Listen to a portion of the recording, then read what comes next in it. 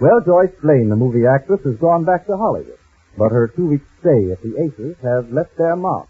There's a daily story by Jane Ace in the Post, the paper on which Marge's boyfriend Neil works.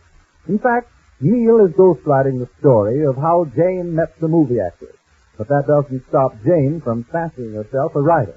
This episode is in 2 scenes, the Aces bungalow and then to the newspaper. But first to the bungalow where we find Jane clicking away at a typewriter. Listen. Oh, this typewriter. It needs oil or gas or something. Oh, that phone again. Laura, answer the phone. Laura, will you answer this phone? Did you call me, ma'am? Yes, can't you hear this phone? It's been ringing every minute. I'll never get this story finished. Answer it. Yes, ma'am. I promised Neil I'd be down there before 1 o'clock, but if this keeps up... Hello? Yes, she's here. Who is this, please? Oh, just a minute. I'll see if she's in. Laura, why do you say I'm here and then you say you'll see if I'm here? Well, you told me to ask who it was, and then... Oh, not that way. I'll show you again later. Who is it?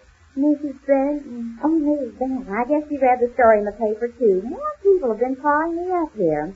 Hello, Mrs. Benton. Yes, there sure was some excitement around here. Oh, yes, she was so sweet. Beautiful, I'll say the world. She's as pretty as a fixture. Well, yes, I guess it was touched up, but...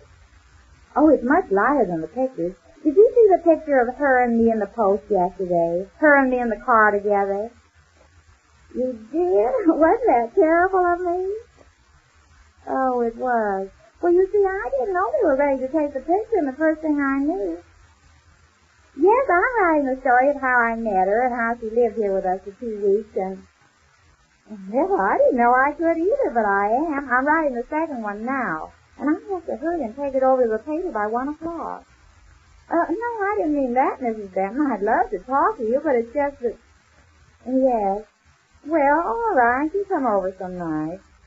Yes, goodbye then. I hope you got the hint.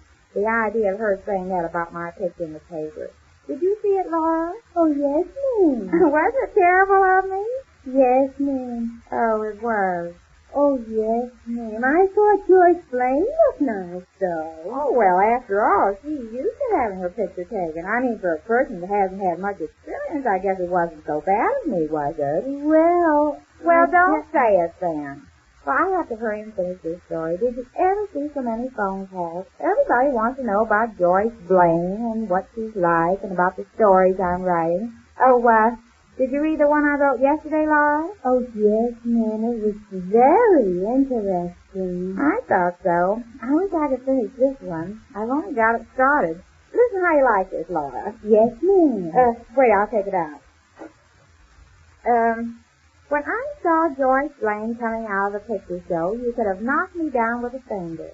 And then when she ran up to me and got into the car with me... Well, Laura? Well, ma'am? How is it? Well, it ends kind of sudden, doesn't it? That's not the end. That's as far as I got. How do you like it up until there? When I saw Joyce Blaine coming out of the picture show, you could have knocked me down with a fender. And then when she ran up to me and got into the car with me... I was flabbergasted. What?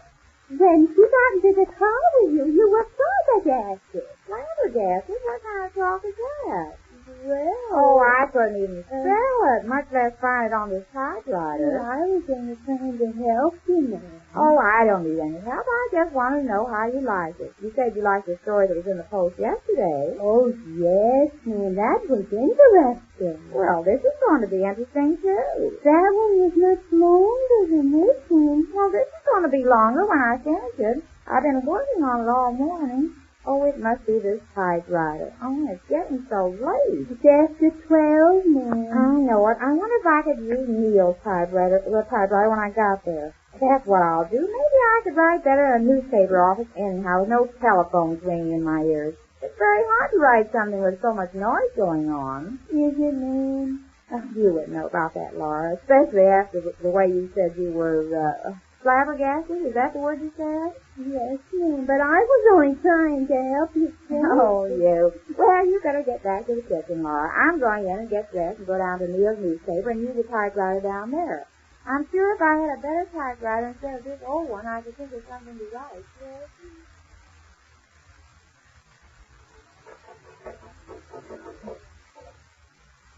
Yes? Hey, this is Williams. Sure, sending the proof to tomorrow's installment and the 3 days after. I got the proof of tonight's installment. No, I'm writing all of next week's now. The boss says there's so much reader interest in this yarn, he doesn't mind how much I drag it out. Okay, send up the proof, will you? Thanks.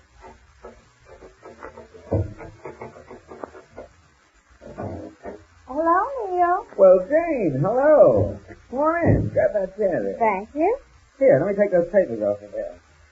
This coop of mine's beginning to look more like a newspaper office every day. Well, it is a newspaper office, isn't it? Well, I hope so, Jane. Oh, I was just grinding out your next week's installment. This is next Tuesday's I'm working on now. I brought today's. What? Today's story. I got it here. I didn't finish it. I just began it, but this typewriter of ours. Wait a minute, Jane. You say you brought what? This, today's story about me and Joyce. Here it is. I didn't get very much done because there were so many phone calls. More people called me up today, Neil. Yes, I suspected they would. But about this story, Jane, you evidently don't understand. I tried to make it clear to you yesterday.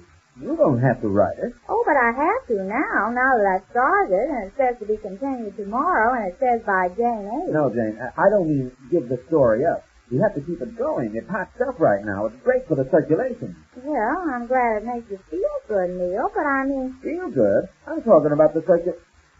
Oh, I see what you mean, yes. Well, this is as far as I got. Let's see how this is, will you, Neil? This is for today.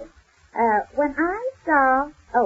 by Jane Ace. When I saw Joyce Lane coming out of a picture show, you could have knocked me down with a fender. And then when she ran up to me and got into the car with me, I was flabbergasted. Well, Neil? Oh, is that all? Well, that's all I had time for, but I thought if I could use your typewriter, I could write it in a jitney. It's just that our typewriter is so old. Jane, I've got to explain this whole thing to you again. I can see that. Beg pardon? About this story running with your byline, with your name, by Jane Ace. You don't write that. I do. You? What do you mean? I write the stories, and I sign your name to them. Why, Neil, that's surgery, isn't it? Surgery? Well, call it anything you like, but it means a lot of money, does, Jane, to both of us. Look, here's an order I got this morning to get hold of you and to get you to write the story for a movie magazine. They want it in diary form. Now, here's a letter from a woman's magazine. They want this story. Look, it's even addressed to you. Why, Neil, did you open my mail? Sure, Jane. Why, that's blackmail, isn't it? Oh, it's not blackmail, it's business. It's a big chance for me to pound out a lot of yarns and peddle them around with your byline. You don't have to write a word. I do all the work, and you get the credit if you want it, and we split the cash. I was going to talk to you about it tonight, but as long as you're here... Now, wait just a minute. What's going on here? Hold your horse. Didn't you tell me last night that if I write these stories for your paper, I get $10 a day? Sure you do, but that $10 is chicken feed compared to what we're going to make out of this. It's hot news. Everybody's talking about this Joyce Blaine escapade, and since you're the central figure, they want your version.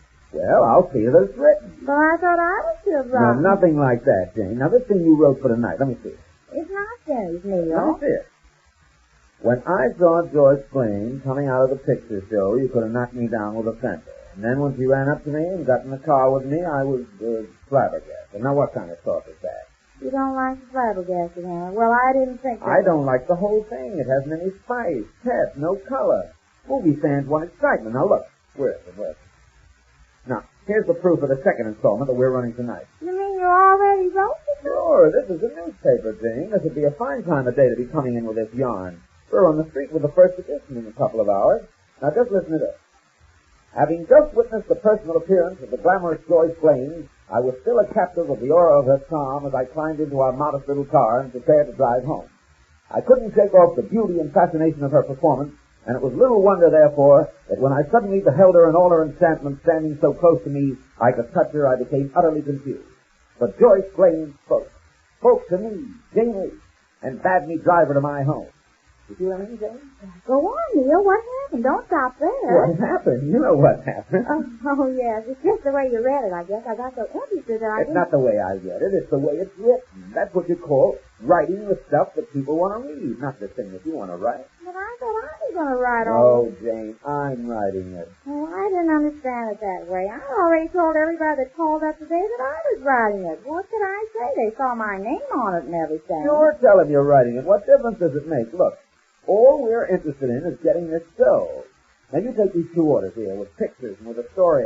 I'll write. We ought to make a nice little pile. Excuse me, Jane. Yeah, this is Neil. Hollywood?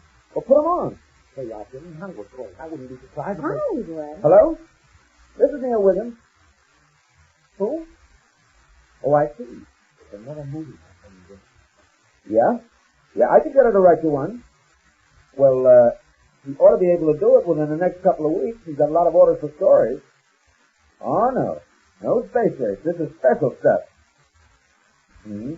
Well, you see what you can do and wire me confirmation. Yeah, to the post here. Right. There you are, Jane. Hollywood, I could hear you just as plain. You see, Jane, they all want stories, and we're going to give them stories. Yeah, but I don't feel right about this. I mean, I ought to be writing something. No, you shouldn't. I can do it. Really, I can, Jane. Oh, I know you can, Neil. It's not bad. Oh, thanks. There you are, Jane. If you think I can't handle all this writing, look.